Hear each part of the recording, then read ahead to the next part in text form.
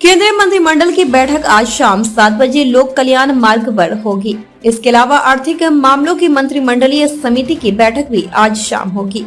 इस बीच प्रधानमंत्री नरेंद्र मोदी ने बुधवार को यूक्रेन की स्थिति और ऑपरेशन गंगा के माध्यम से भारतीय नागरिकों को निकालने पर लोकसभा में हुई चर्चा की सराहना की।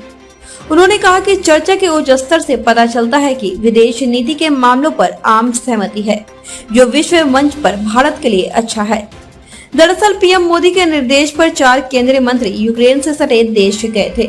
इनमें हरदीप सिंह पुरी, किरेन रिजिजू, ज्योतिरादित्य सिंधिया और जनरल वीके सिंह शामिल है, जिन्होंने यूक्रेन में फंसे भारतीय छात्रों और नागरिकों को सुरक्षित निकालने में अहम भूमिका निभाई। वहीं कांग्रेस नेताओं ने यूक्रेन रूस संकट से उत्पन्न हुई जटिल भू राजनीतिक स्थिति का मुद्दा उठाया है। इसके जवाब में विदेश मंत्री एस जयशंकर ने कहा कि भारत इस युद्ध का शांति से हल चाहता है, जो केवल बातचीत से ही निकल सकता है। लोकसभा में बोलते हुए विदेश मंत्री एस जयशंकर ने कहा कि खून बहाकर और मासूमों की जान की कीमत पर कोई समाधान नहीं निकाला जा सकता है। उन्होंने कहा कि इस युग में संवाद और कूटनीति किसी भी विवाद का सही उत्तर है।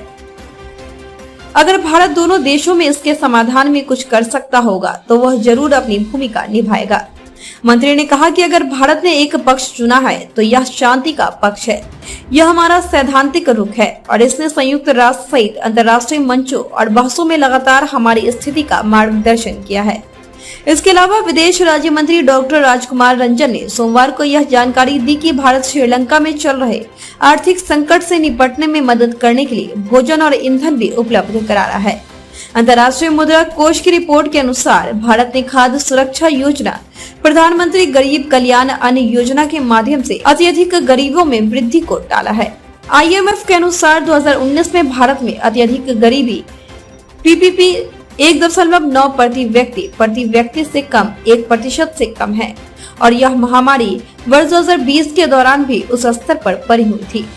रिपोर्ट में कहा गया है कि प्रधानमंत्री गरीब कल्याण अन्न योजना कोविड-19 महामारी के दौरान भारत में अत्यधिक गरीबी के स्तर में किसी भी वृद्धि को रोकने में महत्वपूर्ण रही है। आपको बता दें कि बजट सत्र 31 जनवरी 2021 को शुरू हुआ। इसका पहला सत्र 11 फरवरी को समाप्त हुआ था, जबकि 14 मार्च से शुरू हुए संसद के बजट सत्र का दूसरा सत्र 8 अप्रैल को समाप्त होगा।